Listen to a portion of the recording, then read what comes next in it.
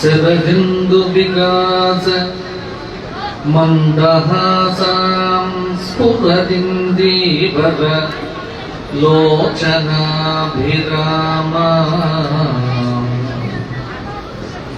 అరవింద సమాన సుందరాస్యాం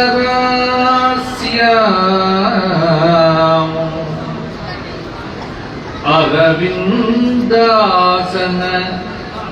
సుందరీం ఉపాసే.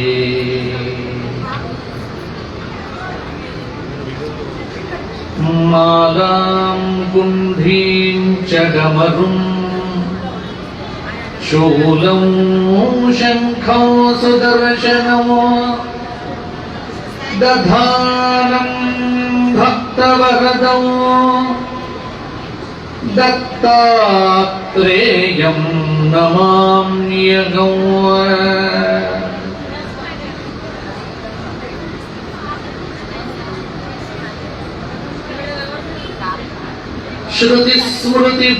శృతిస్మృతిపురాణానాం ఆలయం కరుణాలయం నమామి భగవత్పాద శంకరం లోకశంకరం. సదాశివసమారంభాం వ్యాసశంకరమధ్యమాం అస్మదాచార్యపర్యంతం వందే గురుపరంపరాం.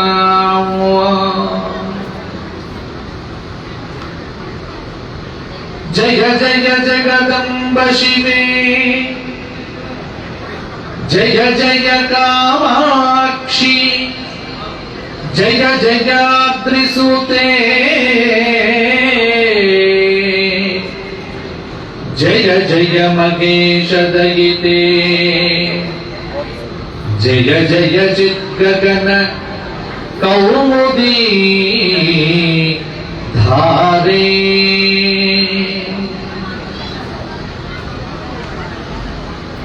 దక్షిణాంనాయ శృంగేరి శారదా పీఠాధీశ్వరులు అనంతశ్రీ విభూషితులు శ్రీ శ్రీ శ్రీ భారతీ తీర్థ మహాస్వాముల వారి దివ్య చరణములకు, శ్రీ శ్రీ శ్రీ విధుశేఖర భారతీ మహాస్వాముల వారి దివ్య చరణములకు అనంతకోటి సాష్టాంగ ప్రణామములు సమర్పణం చేస్తూ అస్మత్ గురు చరణారవిందాభ్యాం నమః. ధర్మపురి లక్ష్మీ నృసింహ పరబ్రహ్మణే నమో నమః. ధ్యానం అందరూ చెప్పండి నాతో పాటుగా. శ్రీ గణేశాయ నమః, శ్రీమాత్రే నమః, శ్రీపాద శ్రీవల్లభ శ్రీ గురు దత్తాత్రేయ సద్గురు పరబ్రహ్మణే నమః. వసుదేవ సుతం దేవో కంసచానూరమర్దనో దేవకీ పరమానందో కృష్ణం వందే జగద్గురుం. శ్రీరామ రామ రామేతి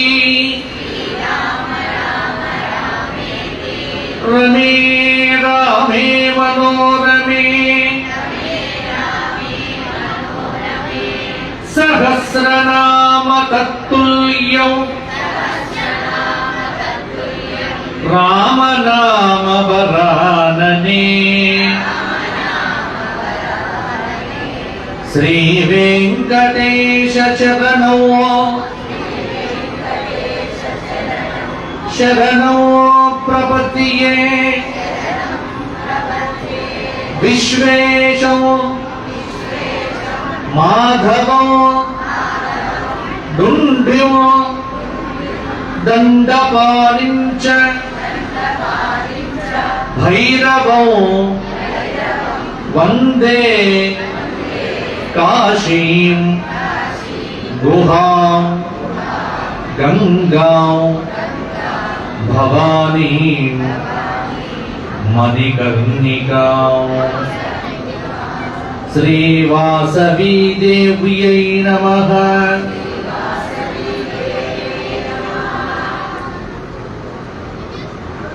ఈరోజు మన బాలాపూర్ ప్రాంగణంలో జగదంబిక మహాకాళి, మహాలక్ష్మి, మహాసరస్వతి స్వరూపిణి వాసవి మాత దేవాలయ గణపతి, సుబ్రహ్మణ్య, స్ఫటికలింగ ఇలా చాలా దేవతా పరివారములకు సంబంధించిన ప్రతిష్ఠా కార్యక్రమాన్ని పురస్కరించుకొని చక్కటి సత్సంగం ఎంతో ప్రాచీనమైన పద్ధతిలో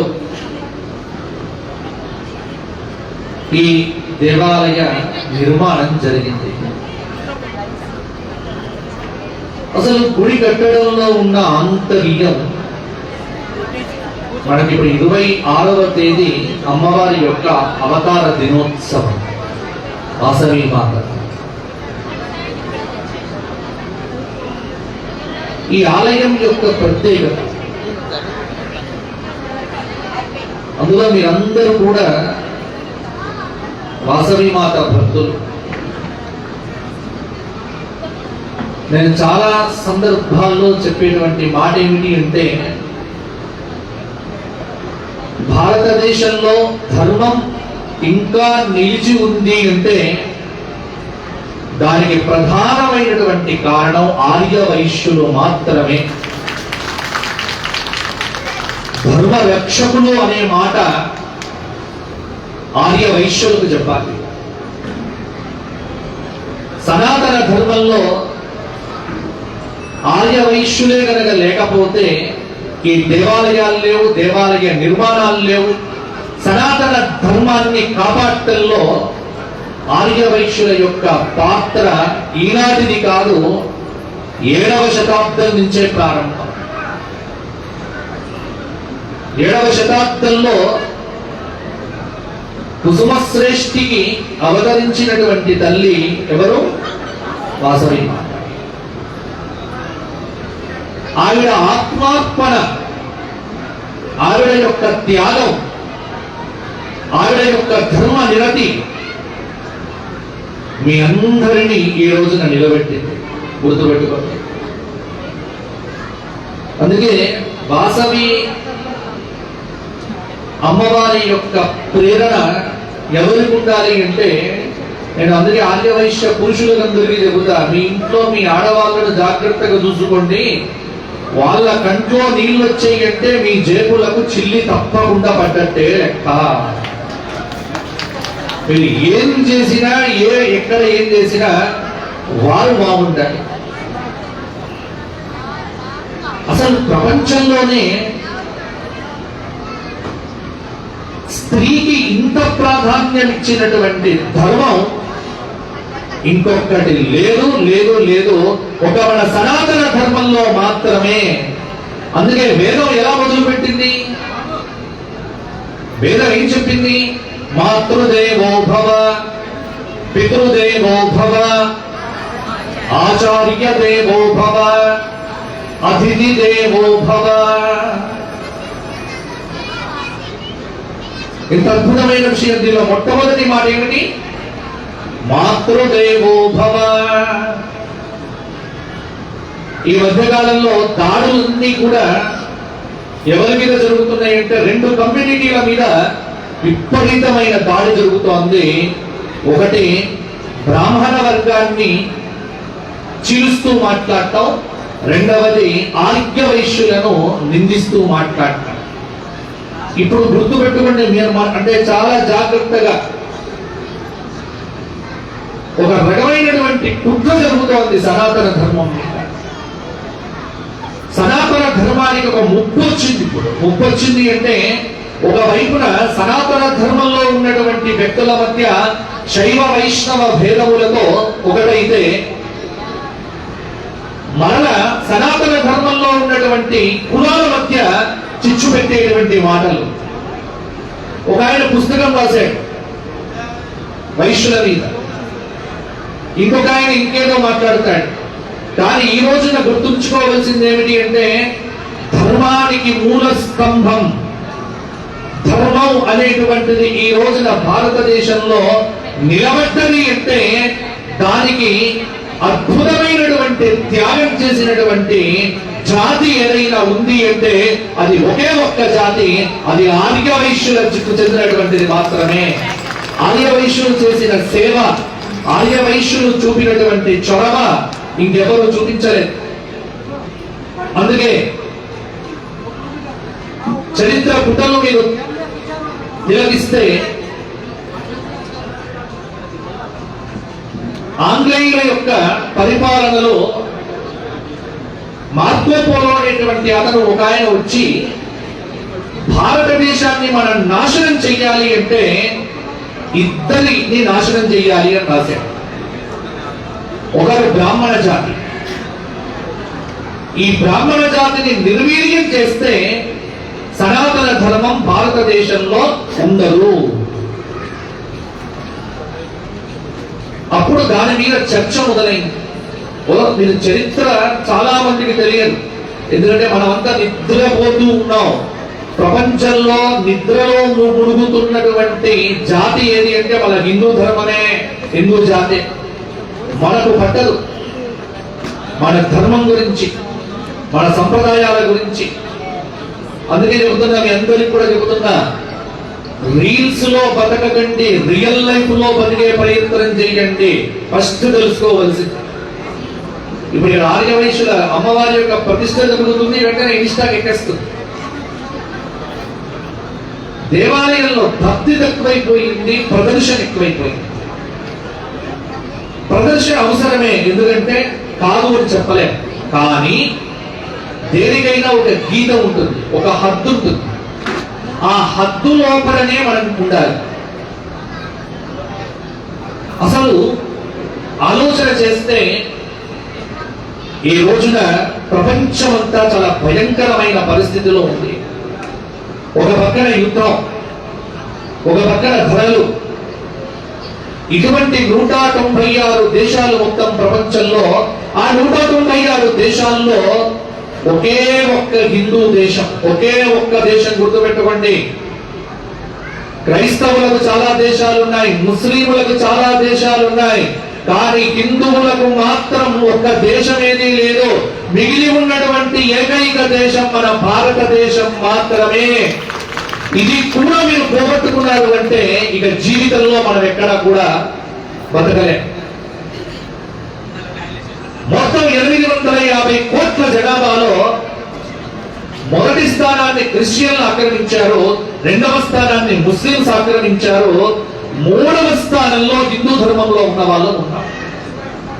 ఇప్పుడు మన ధర్మం మీద దాడి. ఇంత ఆలయం కట్టారు, మీరు చాలా డబ్బులు ఖర్చు పెట్టేస్తున్నారు. కానీ ఈ ఆలయం మీకోసమా? భవిష్యత్తు తరాల కోసం. భవిష్యత్తు తరాల్లో ఉన్నటువంటి వాళ్ళంతా ఎక్కడ ఉన్నారు ఇప్పుడు? మీ పిల్లలు New York, New Jersey, California, London, Australia, Dubai.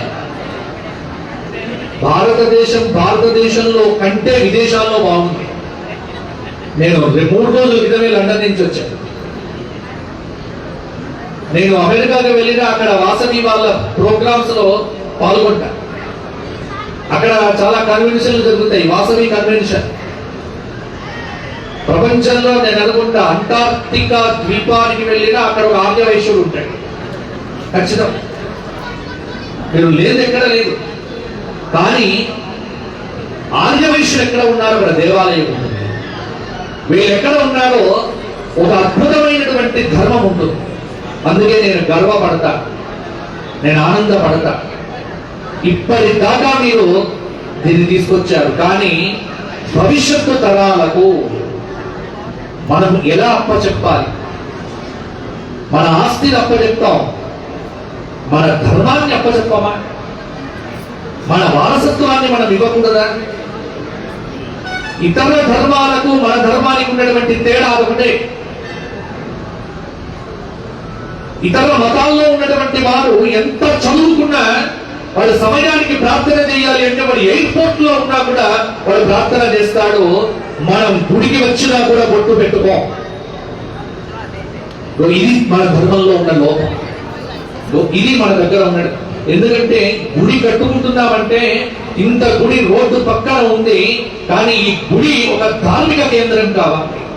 ఒక సనాతన ధార్మికమైనటువంటి ఒక దివ్యమైనటువంటి దృక్పథాన్ని సమాజానికి అందించగలగాలి అంటే ఇక్కడ రోజు రావాలి. ఎవరో ఒకళ్ళు ఇంట్లో పుట్టినరోజులు జరుపుకోవడం కాదు, గుడిలో పుట్టినరోజు జరుపుకోవాలి.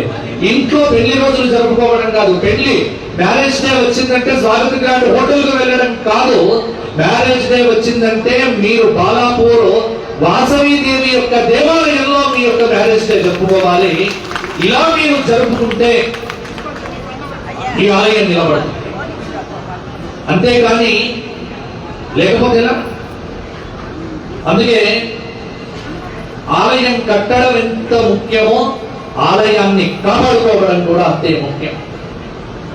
భగవంతుడు సర్వవ్యాపకుడు. భగవంతుడు ఎక్కడున్నాడు చెప్పండి? ఎక్కడున్నాడు? అంతటా ఉన్నవాడు ఎవరికి కలిగించాడు? ప్రహ్లాదుడికి కనిపించాడు, మనకు కలిగించట్లే. అందుకే ఇప్పుడు నేను మొన్న అడిగా భగవంతుడు ఎక్కడ ఉన్నాడు అంటే ఒక పిల్లవాడు చెప్పాడు ఫోన్లో అనండి అని. ఇందు గలగందు లేదని సందేహము వలదు చక్రి సర్వోపగతుండు ఎందెందు వెతికి చూచిన అందందే గలడు దానవాగ్రని వింటే. భాగవతం. ఈ స్తంభంలో ఉన్నాడా అని అడిగాడు. సత్యం విధాతో నిజ భృత్య భాషితో వ్యాప్తించ భూతేష్వఖిలేషు చాత్మనగా అదృశ్యతాద్యద్భుత రూపముద్వగన్ స్తంభే సభాయాం న మృగౌ న మానుషౌ స్తంభే సభాయాం న మృగౌ న మానుషౌ. నమ్మిన వాడికి భగవంతుడు ఎక్కడైనా ఉంటాడు, నమ్మని వాడికి భగవంతుడు ఎక్కడ ఉండడు. గుర్తుపెట్టుకోండి. అందుకే భగవంతుడిని ఎక్కడ అన్వేషించాలి అంటే హృదయంలో మొట్టమొదలు అన్వేషణ చేయాలి. భగవంతుడిని కూర్చి దృఢమైనటువంటి నమ్మకం. ఆ నమ్మకం ఎలా ఉండాలి అంటే ఎక్కడ చిన్న సందేహం ఉండకూడదు. అన్ని చోట్ల నటిస్తారు, భగవంతుడి దగ్గర కూడా నటించకండి. ఇంట్లో నటించట్లే అబ్బో చాలా. భార్య ముందు భర్త, భర్త ముందు భార్య, వీళ్ళిద్దరి ముందు పిల్లలు, అత్త ముందు కోడలు, కోడలి ముందు అత్త. జగన్నాటకాలన్నీ మన ఇళ్లలోనే ఉంటాయి. కానీ జగన్నాటక సూత్రధారి అయిన భగవంతుని ముందు గనక మీరు నటిస్తే దాన్ని పసిగట్టేటువంటి శక్తి భగవంతుడికి తప్పకుండా ఉంటుంది. గుర్తుపెట్టుకోండి. ప్రపంచంలో ఎవరినైనా నేను మోసం చేస్తాను వచ్చేమో, కానీ భగవంతుణ్ణి కూడా మోసం చేస్తానేటువంటి బుద్ధిని కనుక ఉంటే నీకంటే అవివేకి ఇంకొక్కడు లేడు. కాబట్టే మనకు విరాట్ పురుష సూక్తం చెప్పింది. భగవంతుడు సహస్రాక్ష సహస్రపాత్ స భూమిం. ఆయన ఎక్కడ ఉన్నాడు అంటే అంతర్బహిచ్చ తత్సర్వం వ్యాప్య నారాయణ స్థిత. సర్వత్ర ఉన్నది భగవచ్చక్తి. సర్వత్ర ఉన్నటువంటి భగవచ్చక్తిని ఒక షడాధార పద్ధతి ఇక్కడ మీకు ఇప్పుడు చెప్పాలి. ఈ ఆలయం పెనుగొండలో ఏ పద్ధతిలోనైతే ప్రతిష్ఠ చేశారో చాలా మందికి తెలియదు. ఆలయ ప్రతిష్ట దాని వెనక ఒక అద్భుతమైనటువంటి సైన్స్ దాగి ఉంది. ఇదంతా ఒక అద్భుతమైన నిర్మాణం. సాధారణంగా ప్రతి దేవాలయం ఆ దేవాలయానికి ఒక ఆగమం, ఆ ఆగమ శాస్త్ర ప్రకారంగా ఒక లెక్క ఆ పద్ధతిలోనే ఉంటుంది. ముఖమండపం ఎలా ఉండాలి, గర్భాలయం ఎలా ఉండాలి, సూత్రం ఎలా ఉండాలి, దానికి ధ్వజస్తంభం ఎలా ఉండాలి, ఆ ధ్వజస్తంభానికి శిఖరం ఎలా ఉండాలి, బలిపీఠం ఎక్కడ ఉండాలి, దానికి యంత్రం ఏ విధంగా పెట్టాలి, దానికి ముహూర్తం ఏ విధంగా పెట్టాలి, ఇలా మొత్తం ఆలయ నిర్మాణం అనేటువంటిది ఒక అద్భుతమైనటువంటి సైన్స్. దీన్ని 5 రోజుల సమయంలో ఈ రోజున మీరు దీన్ని ఏం చేస్తున్నారు ఇప్పుడు అంటే, ఇవాళ జలంతో ఇవాళ జలస్నానం చేసి మీరు విగ్రహాలన్నింటినీ పవిత్రమైనటువంటి నదుల్లో నుంచి తెచ్చినటువంటి నీళ్లతో విగ్రహములను శుద్ధి చేస్తారు. అరుణ్ యోగిరాజ్ అనేటువంటి మహానుభావుడు చెక్కినటువంటి శిల్పం మీ వాసవి అమ్మవారిది. బహుశా నాకు తెలిసి జంట నగరాల్లో మొట్టమొదటి దేవాలయం అరుణ్ యోగిరాజు కట్టినటువంటి శిల్పంతో ప్రతిష్ట అవుతున్నటువంటిది మీ బాలాపూర్ లో ఉన్నటువంటి వాసవి అమ్మవారి. ఆ విగ్రహాలను చూడండి మీరు, ఎంత అద్భుతమైనటువంటి శక్తి ఉందో. ఇక్కడ మీకు ఒక విషయం చెప్పాలి. ఇప్పుడు ఏమిటి అంటే, షడాధారం అన్నారు, షడాధార ప్రతిష్ట. ఇక్కడ ఈ షడాధార ప్రతిష్ట అంటే ఏమిటి? షడ్ ఆధార ప్రతిష్ట.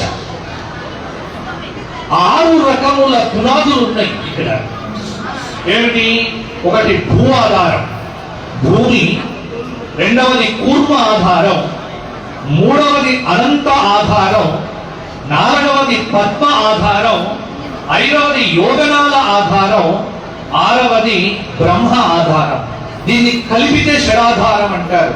అంటే ఆలయ ఆగమాల్లో మీరు కోణార్క సూర్య దేవాలయ ప్రతిష్ట ఒక పద్ధతి జరిగితే, సోమనాథ దేవాలయంది ఒక పద్ధతిలో జరిగితే, కాశీ విశ్వనాథుడి యొక్క దేవాలయం ఒక పద్ధతిలో జరిగితే, ఇలా విభిన్నమైనటువంటి పద్ధతుల్లో ఆలయ ప్రతిష్టలు జరుగుతాయి. ఇక్కడ షడాధార ప్రతిష్ట పెనుగొండలో వాసవీమాత దేవాలయం ఏదైతే ఉందో, ఏ పద్ధతిలో ప్రతిష్ట చేశారో వాసవీమాత దేవాలయం పెనుగొండలో, ఆ పెనుగొండలో చేసినటువంటి ఆలయ పద్ధతితోనే అన్ని ప్రాంతముల యందు కూడా ప్రతిష్ట చేస్తారు. చాలా మంది పేరు రాస్తారు కానీ దానిలో ఉన్న విజ్ఞానం ఎవరికి అర్థం కాదు.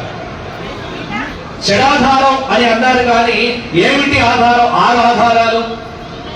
6 ఆధారాలు ఎక్కడి నుంచి చూపించాలి? 6 ఆధారాలు ఇక్కడ మేము చూపిస్తాం. ఏమిటి మొదటి ఆధారం అంటే, మొదటిది కింద భూమి. భూమి సర్వశక్తులను కూడా నిలిపేటువంటిది. భూమికి ఆకర్షణ శక్తి ఉంటుంది. అందుకే ఉదయం లెప్పగానే ఎవ్వరికి ప్రార్థన చేసినా చేయకుండా మీ కాలు కింద పెట్టేటువంటి సమయంలో చెప్తారా ఏ శ్లోకం? సముద్ర వసనే దేవి పర్వత స్తనమండలే విష్ణుభక్తుని నమస్తుభ్యం పాదస్పర్శ క్షమస్వమే. ఎంతమంది ఈ శ్లోకం చెప్పి నిద్రలేస్తారు చేయలేవట్టి. అబద్ధం ఆడొద్దు దేవాలయం. 2 3 మిగతా వాళ్ళకి ఏమైంది? శ్లోకం చెప్పకపోయినా పర్వాలేదు, కనీసం భూమికి దండం పెట్టినా లేదు. ఇప్పుడు శ్లోకం నేను చెప్పా కదా, దీన్ని పెద్ద మీరు వెతకాల్సిన పనిలే. గూగుల్ తల్లిని అడగండి, చెబుతుంది 2 నిమిషాల్లో. సముద్ర వసనే దేవి పర్వత స్తర మండలే విష్ణుపత్ని. ఎందుకంటే ఇది భూమి మనకు ఆధారం. అన్నిటికంటే మూలంలో ఉండేది భూమి. ఆ భూమికి ఆధారం ఏమిటి అంటే కూర్మ. ఆ కూర్మానికి ఆధారం ఏమిటి అంటే అనంత. ఆ అనంతుడికి ఆధారం ఏమిటి అంటే పద్మ. ఆ పద్మములకు ఆధారం ఏమిటి అంటే యోగనాళం.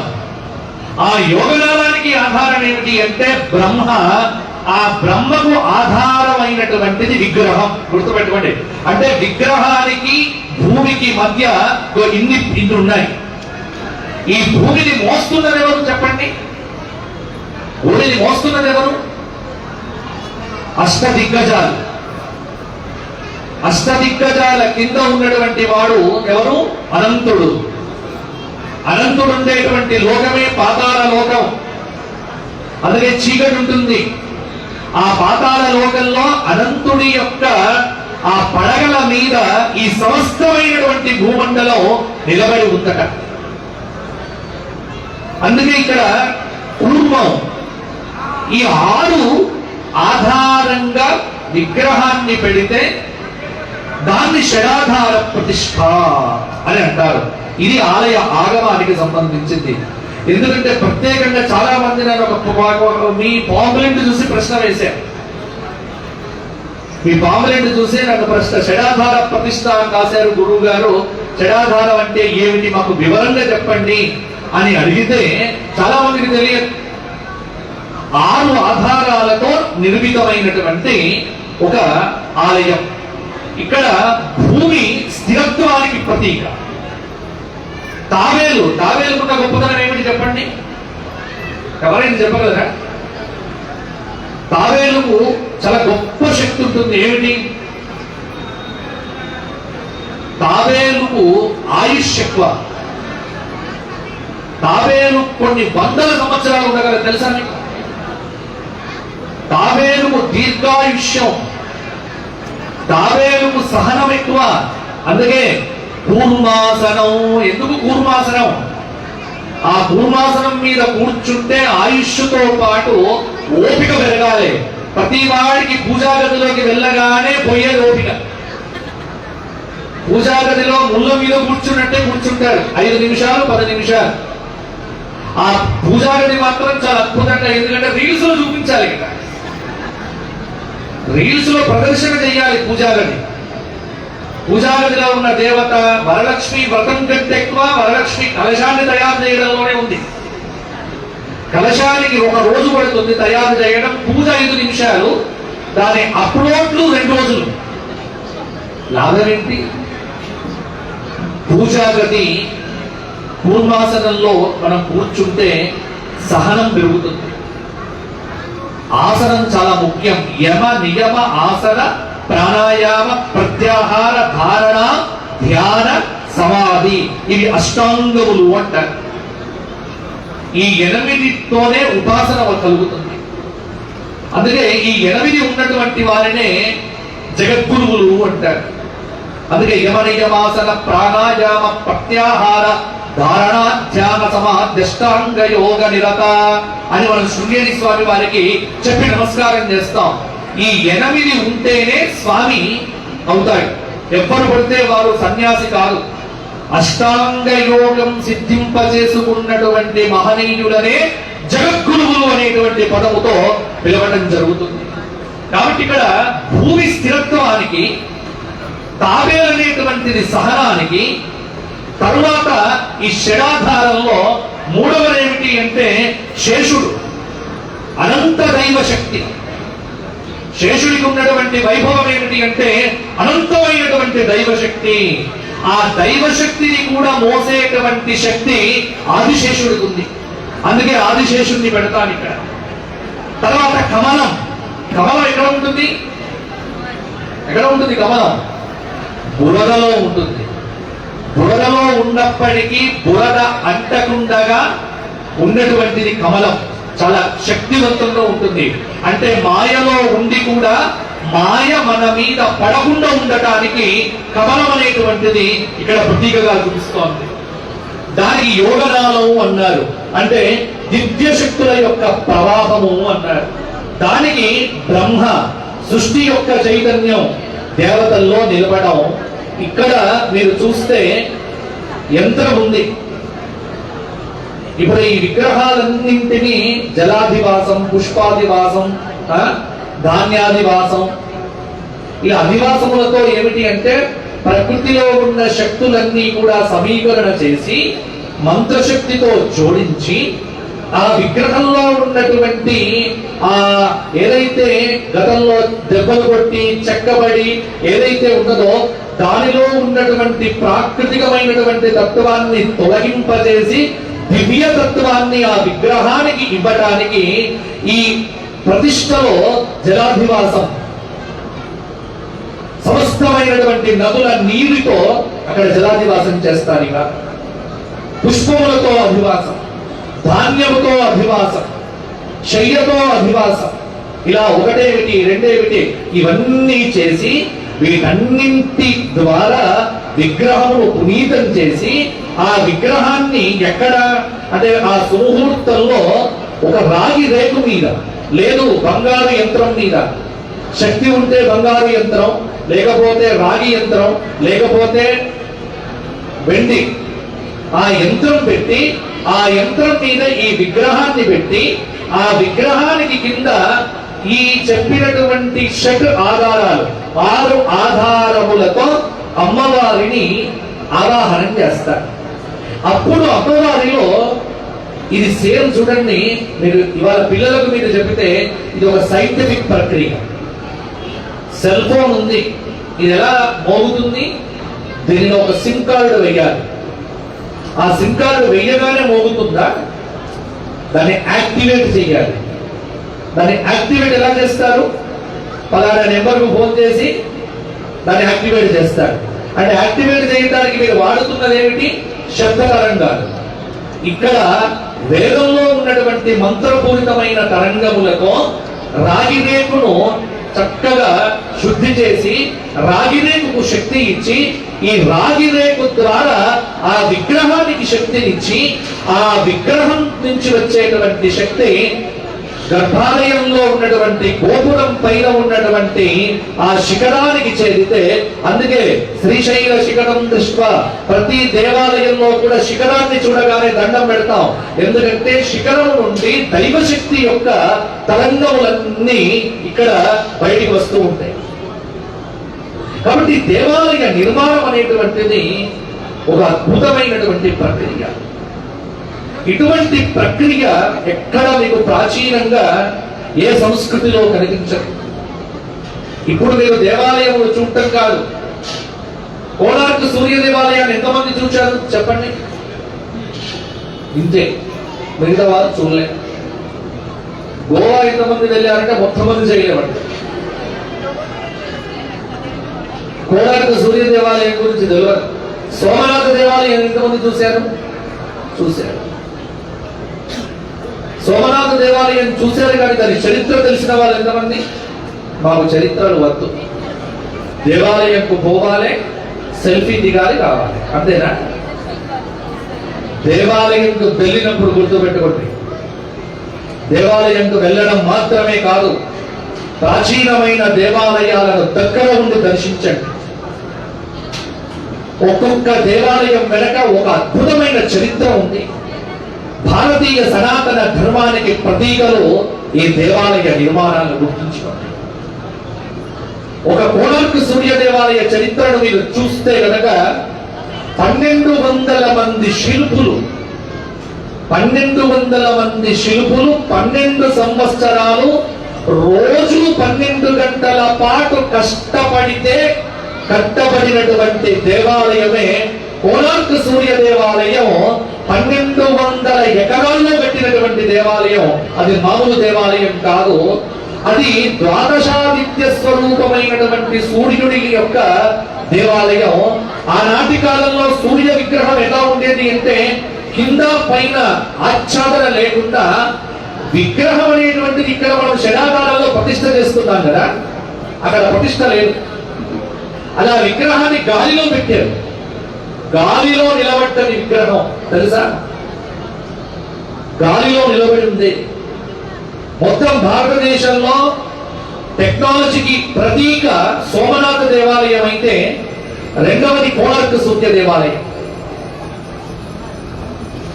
గజనీ మహమ్మద్ అనేటువంటి వ్యక్తి సోమనాథ దేవాలయానికి వచ్చినప్పుడు 50,000 మంది హిందువులను తలలు నరికారు. 50,000 మంది హిందువుల తలలు నరికి వారి మొండెముల నుంచి నడుచుకుంటూ వెళ్ళి గాలిలో తేలియాడుతున్నటువంటి జ్యోతిర్లింగ శివలింగాన్ని 8 ముక్కలు చేశాడు. ఇది ఎంతమందికి తెలుసు? గజనీ మహమ్మద్ మన చరిత్ర. ఆయన వెళ్ళేసరికి గాలిలో తేలియాడుతున్నది శివలింగం. గాలిలో ఎలా తేలాడుతున్నది అది చూస్తే గర్భాలయము భూమి ఈ రెండింటి మధ్య అయస్కాంతాన్ని పెట్టారు. పెట్టి సరి అయినటువంటి రీతిలో దాన్ని నిలిపితే అసలు ఆ సాంకేతిక జ్ఞానాన్ని చూచి వారు ఆశ్చర్యం పొందారు. ఇంత గొప్ప నాగరికత నా భారతదేశం, ఇంత గొప్ప నాగరికత ఉన్నదా? అది చూసి ఓర్వలేని వాడు అక్కడ కోడార్క సూర్య దేవాలయంలో సూర్య విగ్రహాన్ని నాశనం చేశారు. సోమనాథ దేవాలయంలో లింగాన్ని 8 ముక్కలు చేసి వాళ్ళ అరేబియా తీసుకొని వెళ్ళి ఆ అరేబియాలో వారి వారి గృహముల్లో బండలుగా వేసుకున్నారట. ఎంత ఆక్రమణ చూడండి మన చరిత్ర, ఎంతోమందికి తెలుసు. ఇటువంటి నిర్మాణం తంజావూరు బృహదీశ్వర ఆలయం మీరు ఎప్పుడైనా వెళ్ళండి, దాని మీద ఉన్న గుమ్మటం చూడండి. తంజావూరు బృహదీశ్వర ఆలయం యొక్క నీడ 360 డిగ్రీలో కూడా ఎక్కడ కింద పడదు, అసలు షాడో కింద పడదు. మా శృంగేరిలో ఉన్నటువంటి విద్యాశంకర దేవాలయం ఎప్పుడైనా మీరు చూడండి, సూర్యుడు ఏ రాశిలో ప్రవేశించినటువంటి రోజున ఆ రోజున సూర్యకిరణం అనేటువంటిది ఆ రాశి స్తంభాన్ని స్పృశించేటువంటి విధానం. అంటే ఇవన్నీ ఎందుకు చెబుతున్నానంటే మీ పిల్లలకు చెప్పండి, భారత ధర్మంలో భారతీయ సనాతన ధర్మంలో సైన్స్ లేదు. సైన్స్ అనేటువంటిది కావలసినంత ఉంది, కానీ సైన్స్ తో ఆగిపోయే సంస్కృతి భారతీయ సంస్కృతి కాదు. దాన్ని మించి అవతల ఉన్నటువంటి దివ్య శక్తిని పొందటమే ఒక సనాతన ధర్మాన్ని నమ్మినటువంటి సాధకుడికి సంబంధించినటువంటి విజ్ఞానము. అటువంటి సాధకులంతా ఉన్నటువంటి ప్రాంతం ఏదైతే ఉందో అది మన భారతదేశం అయింది, గుర్తుంచుకోండి. కాబట్టి ఇది సనాతన భారతీయ ధర్మం అనేటువంటిది మనం గట్టిగా చెప్పుకోవాలి. కాబట్టి ఒక్కటి గుర్తు పెట్టుకోండి, చాలా మందికి తెలియదు సనాతన ధర్మం. సనాతన ధర్మం అంటే నాశము లేనటువంటి ధర్మం.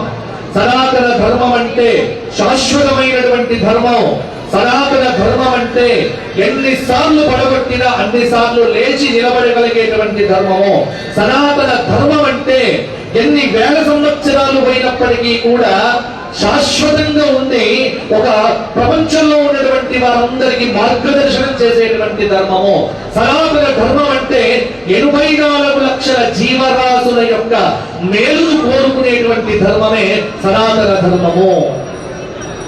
ఇటువంటి ధర్మంలో మనం అందరం పుట్టాం, ఇటువంటి సంస్కృతిలో మనం అందరం కూడా బతుకుతూ ఉన్నాం.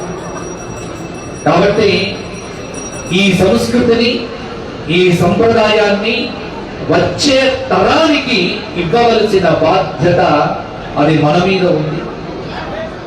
దానికి ఏం చెయ్యాలి అంటే సంవత్సరంలో ప్రతి కుటుంబం హిందువుల కుటుంబం ఒక దివ్య దేవాలయాన్ని దర్శించాలి. ఒక దివ్యమైన దేవాలయాన్ని దర్శించడం అంటే చాలా వివేకంతో, విజ్ఞానంతో, ఆ భక్తితో, నమ్మకంతో, విశ్వాసంతో దర్శనం చేసుకోవాలి. కనుక పోయినప్పటి నుండి నేను గమనిస్తూనే ఉన్నా, ప్రపంచంలో ఏ దేవాలయానికి వెళ్ళినా అక్కడ తెలుగువాడు కనిపిస్తాడు. తెలుగువాడు అని నేను చెప్పటానికి కారణం ఏంటి అంటే ఖచ్చితంగా వాడు మాలాంటి వాడు దొరకగానే సొరకపోతాడు. దేవాలయంలో ఉన్న, గర్భాలయంలో ఉన్న, ఇప్పుడు మొన్న ఎవరో అడిగారు నన్ను, మా ఆలయానికి ఆదాయం రావట్లేదు సార్, ఏదైనా మంచి ఉపాయం చెప్పండి అంటే నేను చెప్పాను, ఏమని, లోపల ఉన్న మూల విగ్రహంతో సెల్ఫీ అని పెట్టండి, డబ్బులు వచ్చేస్తాయి, మొత్తం వచ్చేస్తాడు. ఎందుకంటే దేవుడితో సెల్ఫీ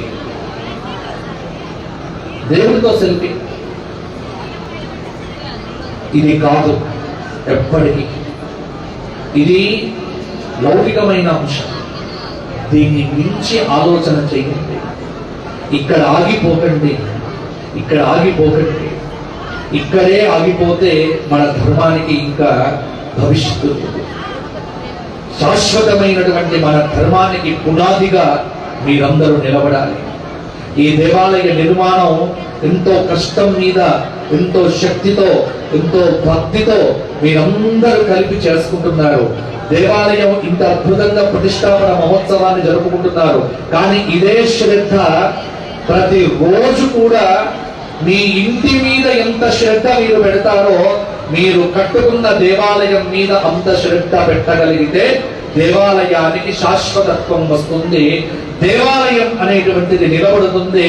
దేవాలయం అనేటువంటిది నిలబడగలిగితే మన వంశం నిలబడుతుంది, మన సంస్కృతి నిలబడుతుంది, మన సంప్రదాయం నిలబడుతుంది, మన ఆచారం నిలబడుతుంది, మన వ్యవహారం నిలబడుతుంది, మన వంశం పావనమవుతుంది. గుర్తుపెట్టుకోండి. ఈ రోజున మన సంస్కృతి మీద చిన్న చూపు చాలా చోట్ల మొదలైంది. అయోధ్య, మధురామాయ, కాశీ, కాంచీ, అవంతిక, పురీ, ద్వారవతీ చైవ సప్తైతే మోక్షదాయకాగా. 7 మోక్షధామములు భారతదేశంలో, 12 జ్యోతిర్లింగములు, 108 శక్తిపీఠములు. వీటిలో అత్యంత ప్రధానమైనటువంటి 18 శక్తిపీఠములు. ఇవి కాకుండా పంచభూతములకు సంబంధించినటువంటి లింగములు 5. ఇవి కాకుండా ఆంధ్రదేశంలో పంచ ఆరామ లింగములు వేరు. ఇవి కాకుండా ఇక ఆలయాలు ఎన్నున్నాయో చూడండి. అంటే ఎందుకు కర్మభూమి కర్మభూమి అని అంటున్నాం ఈ దేశాన్ని అంటే, అయోధ్య అంటే ఏమిటి? రాముడు అవతరించిన ప్రదేశం. మధుర, కృష్ణుడు అవతరించినటువంటి దివ్యధామం. మాయా అంటే ఏమిటి? హరిద్వార్, మహర్షులు భగవంతుణ్ణి దర్శించిన దివ్యధామం హరిద్వార్, మాయా. కాశీ, ప్రపంచంలో ఉన్నటువంటి నగరాలన్నీ కూలిపోయినప్పటికీ కూడా నాశము పొందకుండా ప్రళయంలో కూడా చిట్ట చివరికి మిగిలి ఉండేటువంటి అత్యద్భుతమైనటువంటి నగరం కాశీ. కాంచీ, ఎక్కడైతే శివ విష్ణువులకు అభేదం చూపుతూ అటు విష్ణు కంచిగా ఇటు శివ కంచిగా, అలాగే జయ జయ జగదంబ శివే, జయ జయ కామాక్షి, జయ జయాద్రసదే, జయ జయ మహేష దైతే, జయ జయ చిత్గగణ కౌముదీధారే అని కీర్తించబడినటువంటి కామాక్షిదేవి, ఏకాంబరనాథుడి యొక్క దివ్యమైనటువంటి సన్నిధి, వరదరాజస్వామి వారి యొక్క సన్నిధి. ఇలా చెబితే కంచిలో ఉన్నటువంటి ఆలయాల్లో అనేకమైనటువంటి విశేషాలు మీకు కనిపిస్తాయి. అటువంటి కాంచి, అవంతిక, ఉజ్జయిని, మహాకాళేశ్వరుడు, మహాకాలుడు నాట్యమాడేటువంటి స్థలము. అనునిత్యం ప్రతి రోజు కూడా చితాభస్మంతో అభిషేకం జరిగేటువంటి దివ్యధామం. పురీ, ద్వారవతీ చైవ సప్తైతే మోక్షదాయకాః. ద్వారక, ద్వారక అంటే ఏంటి? ఎందుకంత ప్రత్యేకత ద్వారకకు? సాక్షాత్తు భగవంతుడు తనకు తాను ఇష్టపడి కట్టుకున్నటువంటి నగరం ఏదైతే ఉందో అది ద్వారక అని చెప్పారు. భగవంతుడు తనకు ఇష్టంగా కట్టుకున్నట్ట. అది భాగవతం 10వ స్కంధంలో మనకు కనిపిస్తూ ఉంటుంది.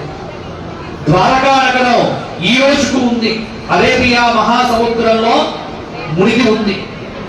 యదా ముకుందో భగవాన్ ఇమాం మహీం జగౌ స్వతంబా శ్రవణీయ సత్కతః. ఏ భగవానుడు, ఏ అఖిలాండ కోటి బ్రహ్మాండ నాయకుడు, ఆది మధ్యాంతరహితుడైనటువంటి ఆ పరంధాముడు, ఆ పరమేశ్వరుడు ఈ భూమిని విడిచిపెట్టి వెళ్ళిపోయాడో ఆ రోజుతో కలియుగం ప్రారంభమైంది.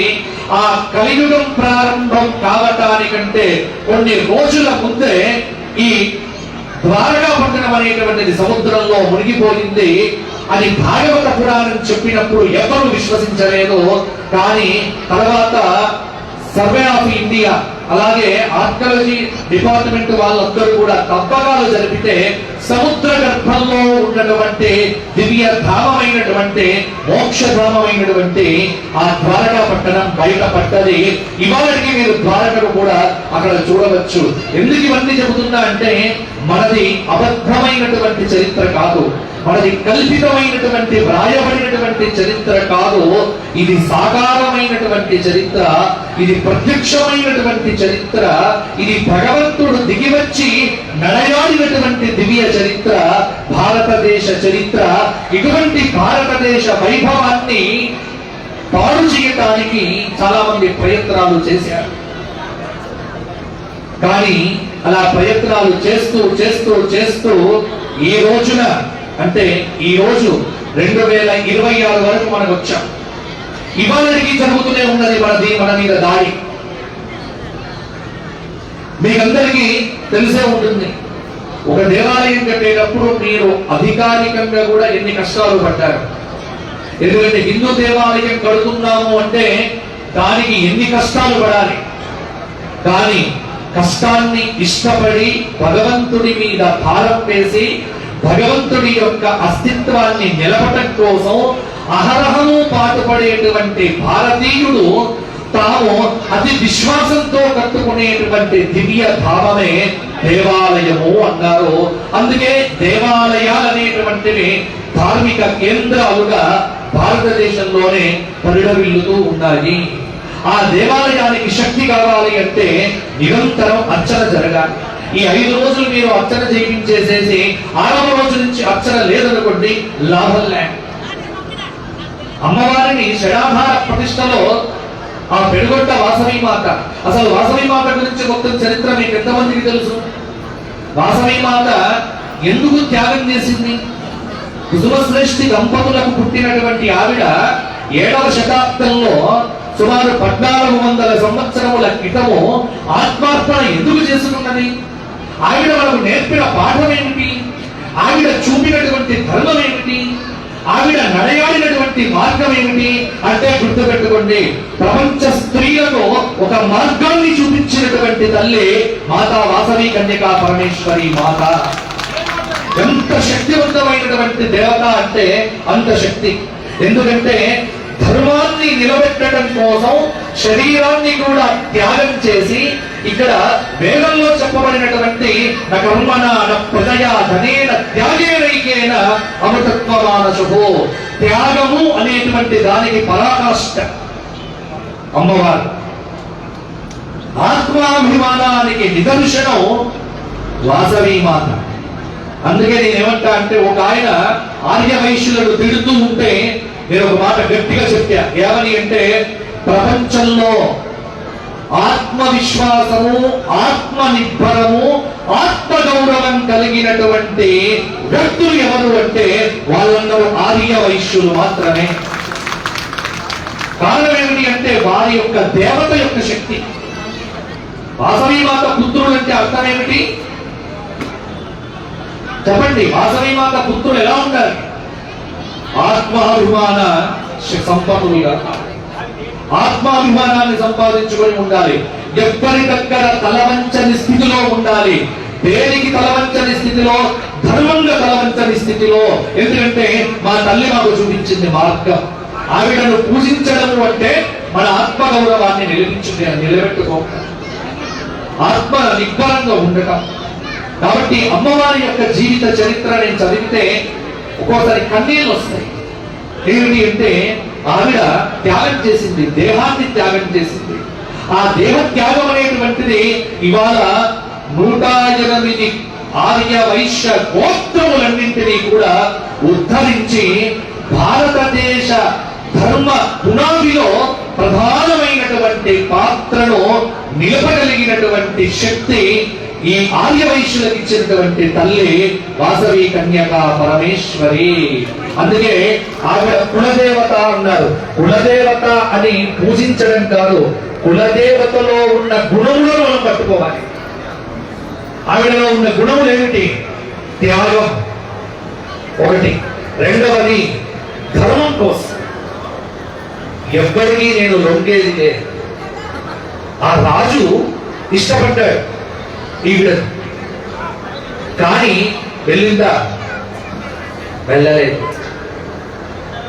ఆ ఇష్టాన్ని కష్టం అనుకోని ఆత్మార్పణ చేసుకున్నటువంటి తల్లి. అందుకే ఆవిడ పురాణాల ప్రకారం కనుక చూసుకున్నట్లయితే, నాకు ఆ వాసవి మాత చరిత్ర చదువుతున్నప్పుడల్లా దక్షయజ్ఞంలో ఉన్నటువంటి కథ గుర్తుకు వస్తుంది. ఆనాడు పరమేశ్వరుడి యొక్క అవమానాన్ని భరించలేనటువంటి సతీదేవి ఎలాగైతే దక్షయజ్ఞంలో తనను తాను తగ్గించుకున్నది. అందుకే అక్కడ ఆర్యాశతకం అనేటువంటి శతకంలో ఆ మూక కవి రాస్తాడు, ధరణిమయీం తరణిమయీం పవనమయీం గగన దహన హోత్రుమయీం అంబుమయీం ఇందుమయీం అంబా అనుకంపాం ఆదిమామీక్షే. ఎంత గొప్ప మాట అంటే, అమ్మా నీవు జ్వలన స్వరూపమైనటువంటి తాం అగ్నివర్ణాం తపసా జ్వలంతీం వైరోచనీం కర్మఫలేషు అన్నట్టుగానే ఆనాడు సతీదేవి ఆత్మార్పణం చేసుకొని ఈశ్వరుడిలో కలిసిపోయింది. అలాగే ఆ పరమేశ్వరుడి యొక్క శక్తిగా వాసవి కన్యక పరమేశ్వరి కూడా అదే విధంగా త్యాగం చేసింది. అందుకే ఆవిడను పూజించడం వల్ల ఆత్మశక్తి పెరుగుతుంది. కులదేవతను ఎప్పుడూ కూడా మనం విడిచిపెట్టకూడదు. మనకు సంప్రదాయాలు ఉన్నాయి, మనకు గురు సంప్రదాయం ఉంది. సదాశివ సమారంభ వ్యాసశంకర మధ్యమ అస్మదాచార్య పర్యంత వందే గురు పరంపర. ఈ జగత్తుకు మొట్టమొదటి గురువు శంకరుడు, పరమేశ్వరుడు. పరమేశ్వరుడికి శిష్యుడు నారాయణుడు, నారాయణుడికి శిష్యుడు బ్రహ్మ, బ్రహ్మకు వశిష్ఠుడు, వశిష్ఠుడికి శక్తి, శక్తికి పరాశరుడు, పరాశరుడికి వ్యాసుడు, వ్యాస భగవానుడికి శుక భగవానుడు, శుకుడికి గౌడపాదుల వారు, గౌడపాదుల వారికి గోవింద భగవత్పాదులు, గోవింద భగవత్పాదుల వారికి శంకర భగవత్పాదులు, శంకర భగవత్పాదుల వారికి నలుగురు శిష్యులు. ఆ నలుగురు శిష్యుల్లో ఒకరు సురేశ్వరుడు, రెండవ వాడు హస్తామరకుడు, మూడవ వాడు పద్మపాదుడు, నాలుగవ వాడు తోటకాచార్యుల వారు. ఈ నలుగురిని నాలుగు వైపున నిలబెడితే 4 ఆమ్నాయ పీఠాలయ్యాయి. ఆ చతురామ్నాయ పీఠములో శృంగేరి, ద్వారక, పూరి, బదరి ఈ 4 పీఠముల ద్వారా ధార్మికమైనటువంటి ప్రచారాన్ని ఆనాటి గురు పరంపర ద్వారా మనకు నిలబెట్టినటువంటి మహోన్నతమైనటువంటి సంస్కృతి. ఈ రోజున తిథి ఏమిటి? వైశాఖ శుక్ల సప్తమి. ఇవాళ ఒక విశేషం తెలుసా మీకు? ఎవరైనా చెప్పగలరా? వైశాఖ శుక్ల సప్తమి ఒక మహనీయుడు అవతరించిన రోజు. ఆదిశంకరుడు మొన్న పంచమి నాడు అవతరించారు. వైశాఖ శుక్ల పంచమి ఆదిశంకరుడు, వైశాఖ శుక్ల సప్తమి ఈ రోజు. ఎవరికి తెలియదు. రామానుజులది నిన్న అయిపోయింది, వైశాఖ శుక్ల షష్ఠి నిన్ననే అయిపోయింది. ఈ రోజు వైశాఖ శుద్ధ సప్తమి నాడు ఒక మహనీయుడు ఈ జగత్తులో అవతరించాడు. ఆయన తెలంగాణకు చెందినటువంటి వ్యక్తి. ఎవరు ఆయన అని చూస్తే తెలియదు కదా ఎవరికి? విద్యారణ్య స్వామి వారు అవతరించినటువంటి రోజు ఈ రోజు. విద్యారణ్య జయంతి వైశాఖ శుక్ల సప్తమి చాలా అద్భుతమైనటువంటి రోజు. విద్యారణ్యుల వారంటే ఎవరో తెలుసా? తురుష్కుల చేత హిందూ ధర్మం కొట్టివేయబడినప్పుడు భారతదేశం అనేటువంటిది ఇతర మతముల చేత ఆక్రమించబడేటువంటి సమయంలో పరిపూర్ణమైనటువంటి హిందూ సామ్రాజ్యాన్ని నిర్మించడానికి విజయనగర సామ్రాజ్యాన్ని ఏర్పాటు చేసి హరిహరరాయలు, బుక్కరాయలు అనేటువంటి మహనీయులిద్దరిని కూడా నిలిపి ఈ రోజున భారతదేశాన్ని మరణ సనాతన ధర్మంలో నిలబెట్టినటువంటి వాడు విద్యారణ్య స్వామి వారు. వేదములకు భాష్యాన్ని రాశారు విద్యారణ్యుల వారు. విద్యార్థుల్లో వారు ఎక్కడి వారో కాదు, మన వరంగల్ ఓరుగల్లు వారు. తెలంగాణ వాళ్ళు ఎవరిని చెప్పినా పర్వాలేదులే, ఇదే కనుక వేరే వాళ్ళు అయితే మావాడు సార్. ఇప్పుడు చాలా గమ్మత్తు అయిపోయింది. ఏమిటి అంటే ప్రతి వాటికి ఎవరు టీవీలో వచ్చినా సార్ మా కులం సార్, మా కులం బాగానే ఉంటుంది. కానీ ఎక్కడ గుర్తుపెట్టుకోండి, హిందూ ధర్మం నిలబడాలంటే మన కులం అనేది మన ఇంట్లోనే. బయటికి వచ్చామంటే మనమందరం హిందూ ధర్మ వారసులం. గుర్తుపెట్టుకోండి, మనను కులాల పేరుతో చీల్చడానికి దుర్మార్గులు చాలా మంది తయారయ్యారు. ఆ దుర్మార్గులను నిలబెట్టాలి, ఎదుర్కోవాలి అంటే ఒకే ఒక్క శక్తిని, అది మీ దగ్గర మాత్రమే ఉంది. ఇప్పుడు ఆర్య వైశ్యులంతా సంఘటితం కావాలి. గుర్తుపెట్టుకోండి, వందలాది సమాజాలు ఉన్నాయి ఆర్య వైశ్యులే. నాకే అర్థం కాదు అసలు వాసవి పేరుతో ఎన్ని వందల సంస్థలు ఉన్నాయి. ఈ సంస్థలన్నింటినీ ఒక్కటి చేసి ఎవరైనా ఒకడు చూడండి, మొన్న ఒక వ్యక్తి ఎంత తెగించి మాట్లాడాడు. ఎవరి గురించి మాట్లాడాడు? ఆర్య వైశ్యుల మీద ఒక ఆయన పుస్తకం రాశాడు, ప్రొఫెసర్. చూశారు కదా, సామాజిక స్మగ్లర్లో ఏదో పేరుతో రాశాడు. ఎంతమంది ఎదుర్కొన్నారు? ఇవాళకి మాట్లాడుతున్నాడు. మన మీదికి చూస్తే మనం ఎందుకు ఊరుకోవాలి? ఇవాళ ధర్మాన్ని ఎంత కాపాడటానికి ప్రయత్నం చేస్తున్నాం మనం అందరం. ఇంతకు ముందు ఆయన అన్నాడు, బ్రాహ్మణులందరూ కూడా దేవాలయాల్లోనే అర్చకుల.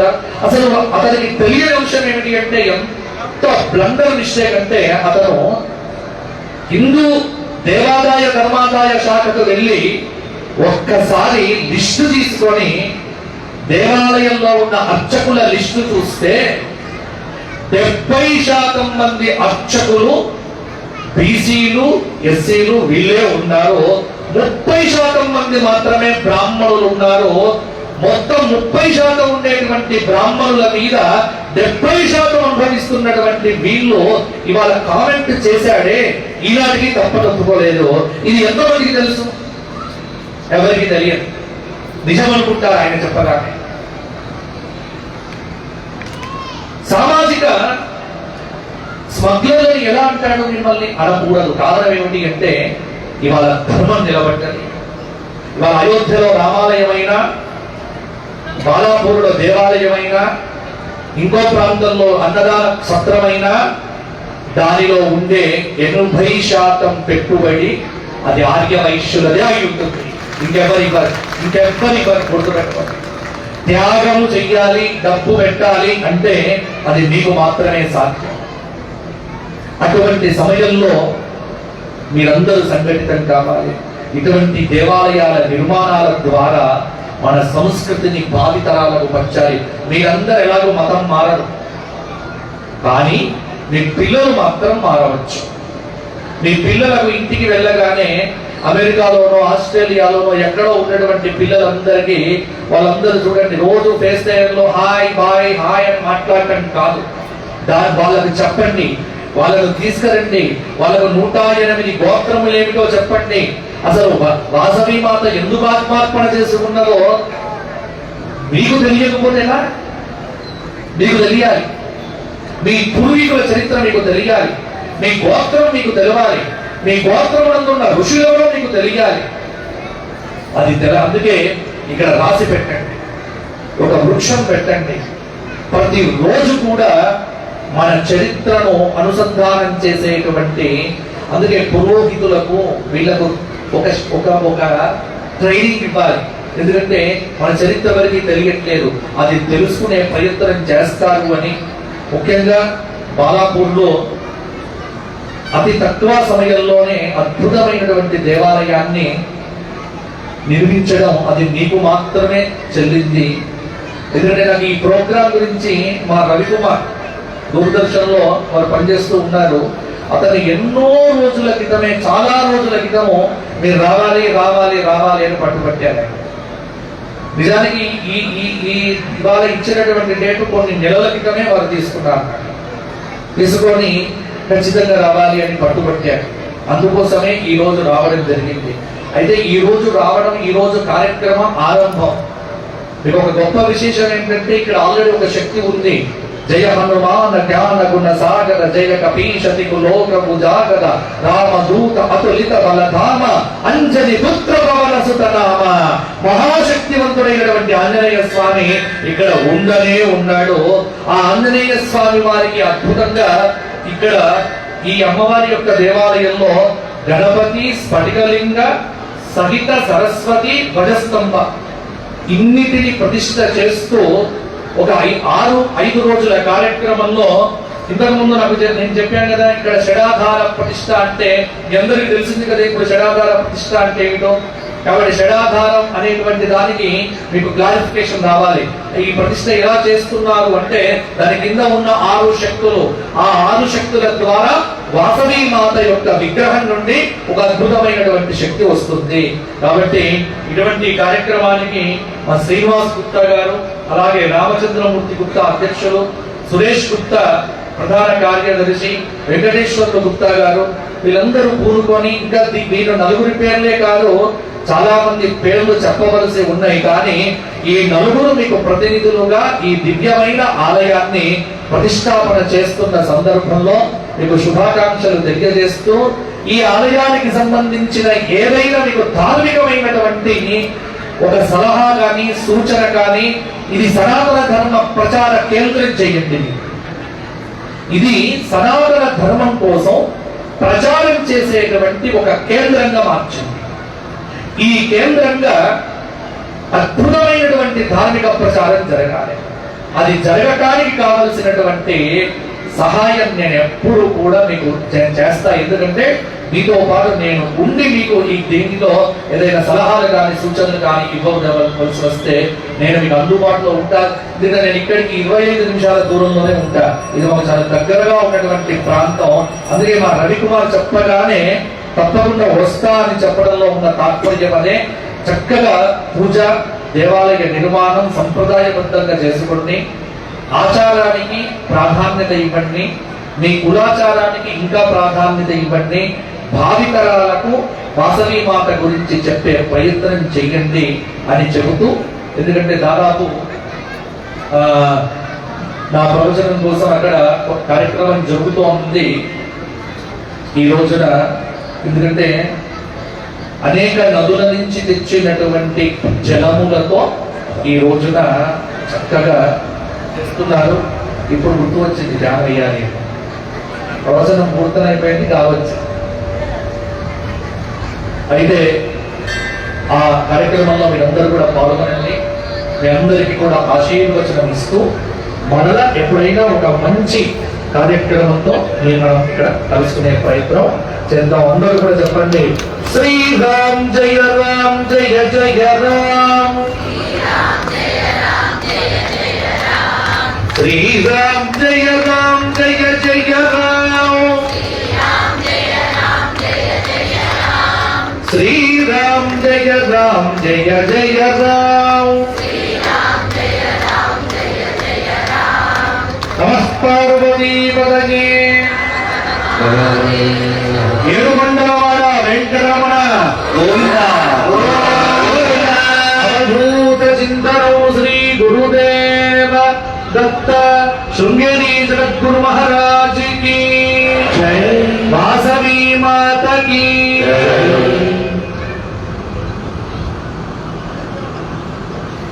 చాలా సంతోషం. అనుగ్రహ భాషని చాలా అద్భుతంగా మాకు వెలివేసినందుకు.